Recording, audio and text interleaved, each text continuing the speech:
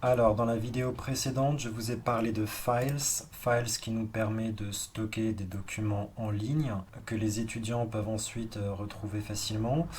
J'en profite pour préciser que je suis toujours dans mon canal général, le canal dans lequel se déroulent mes cours, le canal dans lequel se trouve ma salle de réunion lorsque je fais cours ici.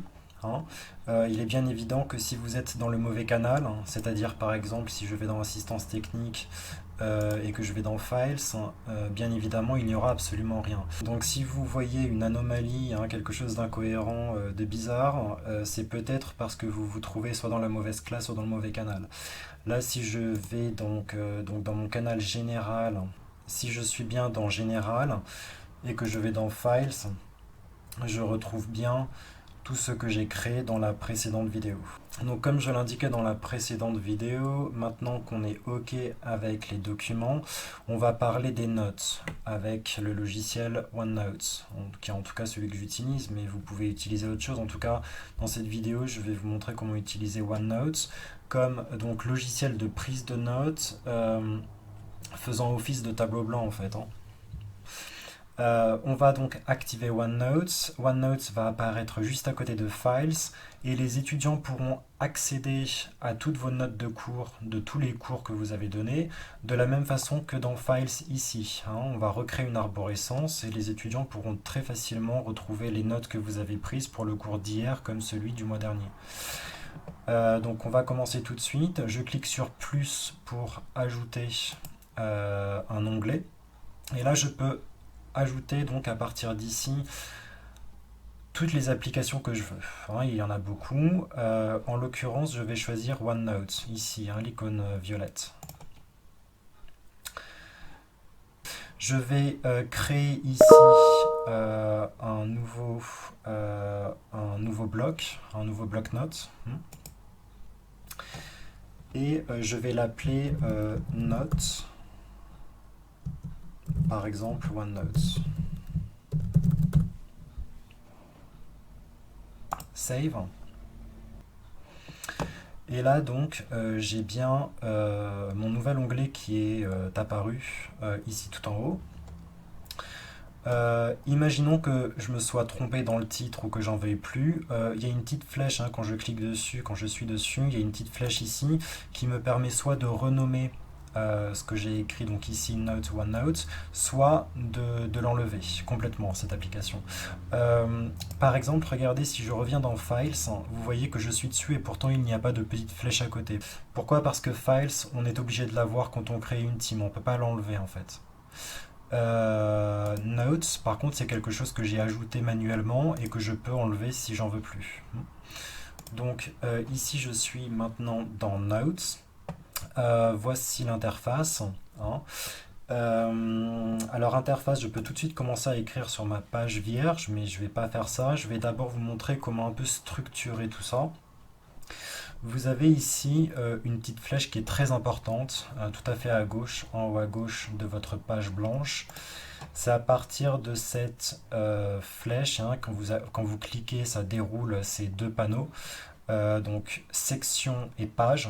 C'est à partir donc de ces deux panneaux que vous allez pouvoir un peu structurer vos notes. Je vais le faire tout de suite. Alors vous voyez tout en bas, vous avez plus section, plus page. Ça vous permet d'ajouter des sections ou d'ajouter des pages. Moi, je vais créer pour mon cours de A2.3, je vais garder qu'une seule section, hein, je vais simplement la renommer. Donc je fais un clic droit et je fais Rename. Je vais l'appeler tout simplement A2.3. Là, pour le coup, c'est pas très important. Ce qui est plus important, c'est le deuxième niveau ici, le niveau des pages. Hein. Là, par contre, je vais créer autant de pages que je vais avoir de cours. En tout cas, encore une fois, comme pour Files, je vous présente ma façon de faire, mais bien évidemment, chacun peut ensuite faire ce qu'il veut. En fait, il y a plein de possibilités, plein de façons de travailler possibles. Donc, voilà, là, je vous montre mon exemple, hein, comment je travaille. Euh, si vous faites clic droit, vous ne pouvez pas renommer. Pourquoi? Parce qu'en fait, le nom ici qui apparaît, le nom de la page, c'est celui que vous allez entrer ici. en fait tout en haut, au-dessus de la date. D'accord? Donc si par exemple je tape, alors perso je tape le numéro du cours, donc je vais faire cours numéro 1 qui a lieu, alors j'ai oublié, hein, euh, qu'est-ce que j'avais dit? Mon cours numéro 1 était censé avoir lieu le 15 juin 2020, donc je vais faire pareil. Je vais appeler donc cette première page 15 juin 2020. 15 juin 2020. Voilà. Maintenant, donc si je refais, si je déroule hein, ici l'arborescence, vous voyez que la page a changé de nom. Maintenant, elle s'appelle 1 15 juin 2020. Je vais me servir de cette première page comme de mon tableau blanc pour mon cours, mon premier cours du 15 juin 2020. Donc, idéalement, vous créez cette page, par exemple, avant que le cours commence. Hein, comme ça, on évite de perdre quelques secondes pendant le cours et on est tranquille. Je peux ensuite, par exemple, même faire à l'avance, préparer à l'avance la page de mon prochain cours. Donc je peux faire ajouter une page tout à fait en bas. Pareil, la page n'a pas de nom.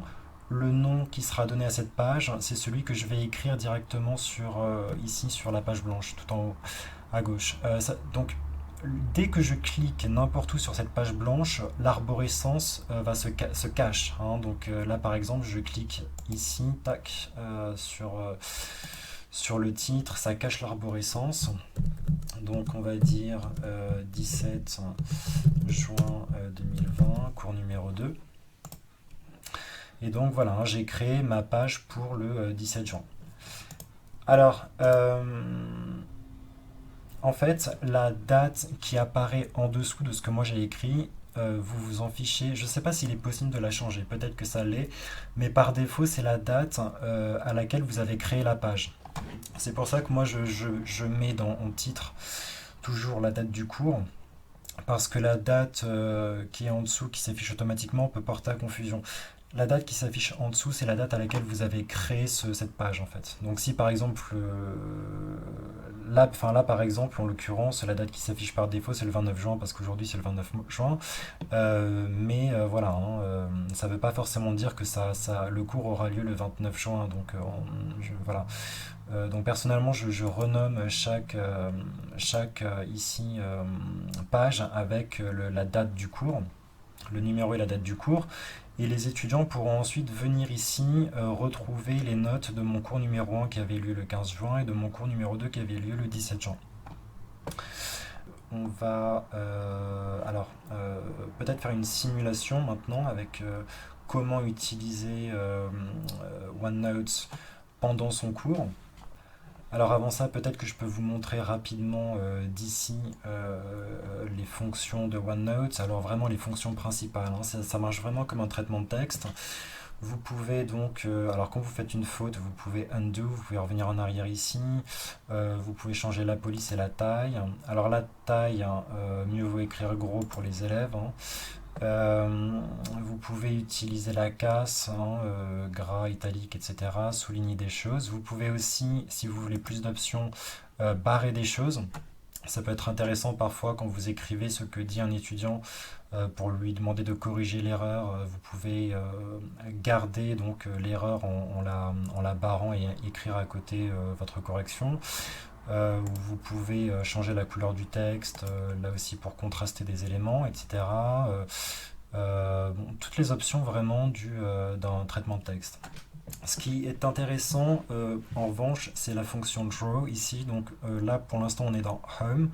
Hein, si vous venez dans Draw, vous pouvez dessiner. Donc ça, c'est idéal si vous avez un stylet. Vous pouvez choisir donc la couleur de ce que vous allez écrire. Et vous pouvez également passer en mode stylo ou surligneur. Donc par exemple, on peut très bien écrire une information. Donc par exemple, je peux écrire n'importe quoi. Voilà. Et puis je peux souligner ensuite un mot, etc. J'ai la petite gomme à gauche qui me permet d'effacer ce que j'ai écrit. Voilà. etc. Là, pour le coup, le mieux, c'est que je vous laisse découvrir toutes les fonctionnalités en jouant, en fait, hein, parce que c'est vraiment comme ça qu'on apprend le mieux. Euh, mais voilà, en fait, le plus important, c'est vraiment ici intro, donc pour, encore une fois, écrire au stylet et surligner des choses. Et home, le premier onglet, le deuxième plutôt, à partir duquel vous allez pouvoir écrire du texte, tout en gardant à l'esprit qu'il est possible de combiner les deux. Par exemple, je peux écrire le texte "Le ciel est gris" et je peux ensuite venir dans Draw pour, par exemple, surligner quelque chose que j'ai écrit au clavier. Euh, voilà. Alors, dernière petite chose, il ne faut pas s'emmêler les pinceaux, et là c'est vraiment le cas de le dire. Si par exemple je reviens tout de suite, hein, là je suis dans le Draw, si je reviens dans Home et que je veux continuer à écrire "Le ciel est bleu", y a rien, hein, ou alors au pire, si je clique, j'ai du jaune qui apparaît n'importe où, voilà. Donc pourquoi? Parce qu'en fait, dans Draw, ici je suis resté en mode surligneur. Donc là, pour effacer mes cacas, je viens ici dans Undo, hein, tout à fait à gauche. Je peux revenir en arrière. Donc vous voyez, c'est dans Home que vous pouvez revenir en arrière pour effacer ce que vous avez fait. Mais vous pouvez aussi, par exemple, si vous êtes dans Draw, vous pouvez utiliser la gomme pour gommer ce que vous avez fait et que vous ne vouliez pas faire, etc. Et donc, pour revenir à l'écriture au clavier, il ne faut pas oublier ici de recliquer sur le mode texte en fait, hein, donc le bouton qui est tout à fait à gauche. Sinon, voilà, hein, il y a d'autres options, encore une fois, il y a plein de choses, mais le mieux c'est de découvrir tout seul. Vraiment, l'essentiel c'est Home, d'accord? Vous pouvez écrire du texte, hein, changer la couleur, souligner, barrer, etc. Revenir en arrière, donc Home, et ensuite Draw qui vous permet de dessiner. Tout en gardant à l'esprit que si vous dessinez, que ce soit au crayon ou avec un surligneur, etc., pour revenir en mode texte, voilà, il faudra recliquer ici sur écriture au clavier, hein, mode texte. Voilà. Euh, voilà, je vais effacer tout ça. Hein, j'en veux pas. Donc je vais par exemple tout effacer. Je vais gommer ce que j'ai fait là. Voilà, comme ça ma page est vierge. Je vais maintenant, donc maintenant que j'ai créé ma page ici pour le cours de ce soir, disons, je vais tout simplement lancer mon cours et vous montrer comment faire pour donc accéder au tableau blanc pendant le cours. Donc là, je viens dans Général, hein, en fait, quand je clique sur Général, je reviens là dans Poste, hein, le fil de discussion. Je peux donc commencer un meeting, donc je vais commencer un meeting à partir de la réunion que j'ai créée, hein, comme ça on reste toujours dans la même réunion. Donc View Meeting Details.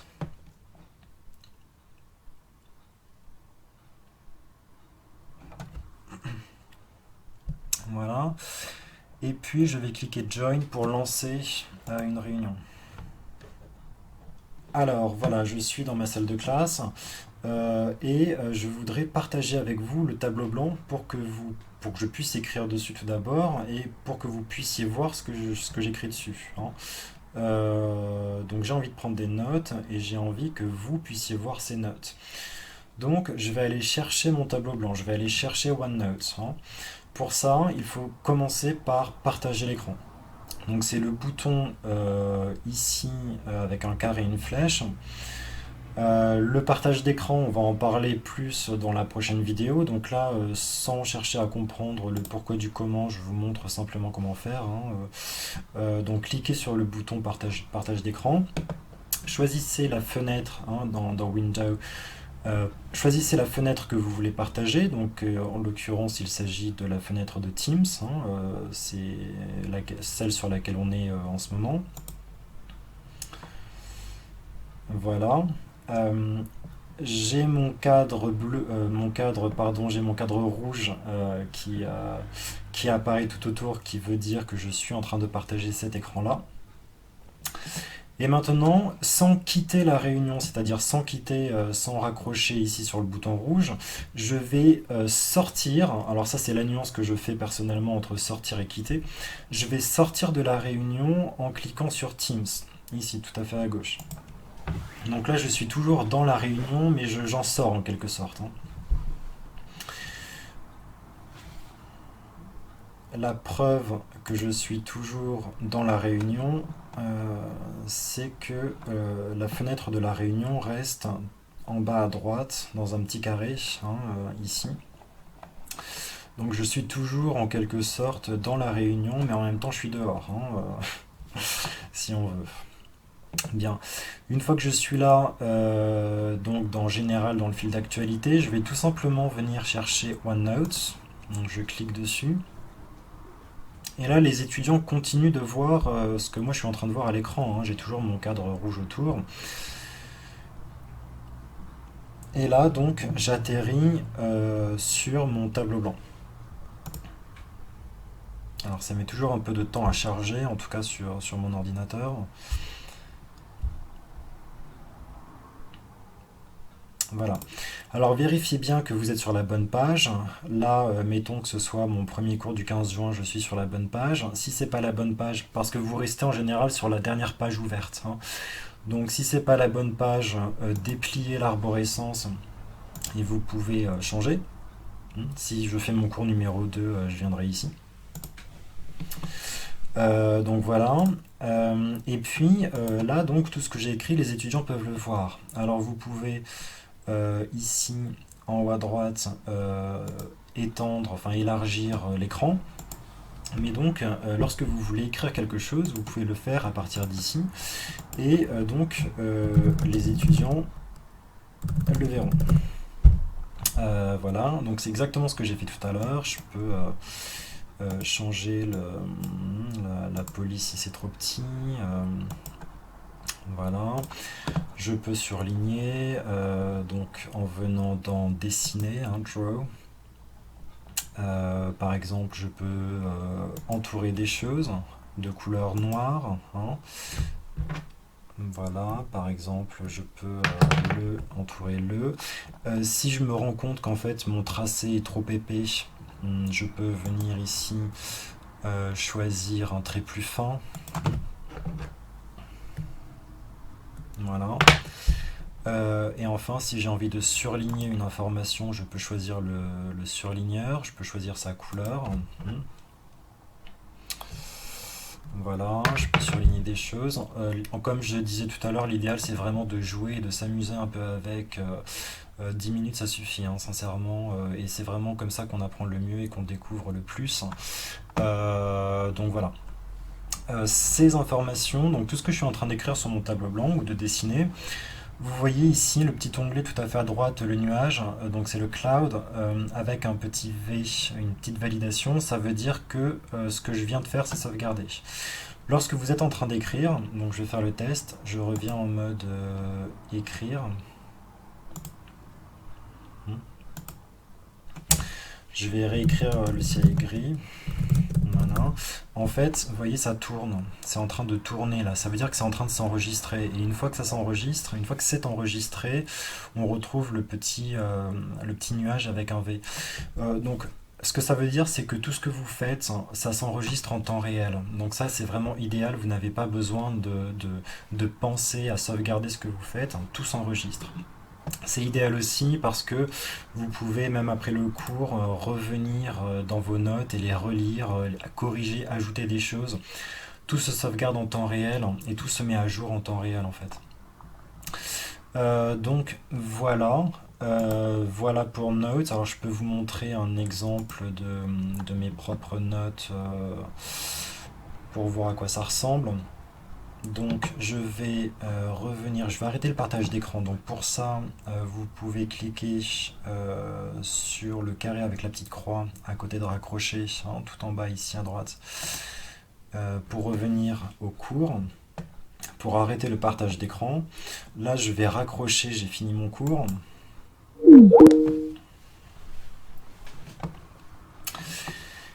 Et donc pour terminer cette vidéo et vous montrer à quoi ça ressemble, je vous donne tout simplement l'exemple de mon cours là, de mon B1.3.